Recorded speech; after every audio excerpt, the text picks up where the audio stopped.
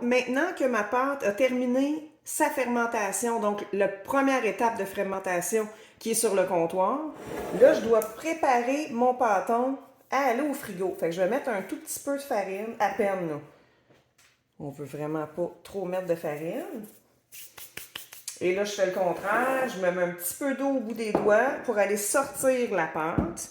On va la laisser tomber d'elle-même, mais on l'aide un petit peu en grattant les parois. Mais on la laisse vraiment tomber d'elle-même, là, un coup, et voilà, c'est parti. On veut faire attention de ne pas briser les bulles, parce que c'est ça le travail qu'on a voulu que notre pâte fasse. Donc voilà. Et là, on va y faire une première forme. Donc, on va la bouler, comme on dit. Déjà là, on voit, là, c'est vraiment ça qu'on voulait. Je pense que ça va être un succès, même si c'est notre premier pain. On va se le dire, c'est très fort possible, même assurément que le premier pain ne sera pas parfait, mais le but, c'est d'apprendre à chaque étape, de prendre des notes à chaque étape pour éventuellement toujours reproduire le même protocole, en fait, la même chose le plus possible d'une fois à l'autre.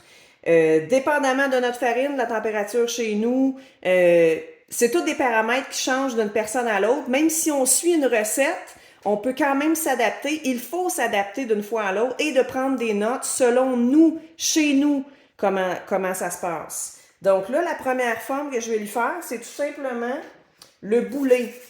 Ce qu'on veut faire, c'est, en le laissant un 15-20 minutes sur le comptoir, on veut que notre pain, regardez ça, les belles bulles qui ressortent là, on veut que notre pain se fasse une petite croûte naturelle, en fait, sur le dessus.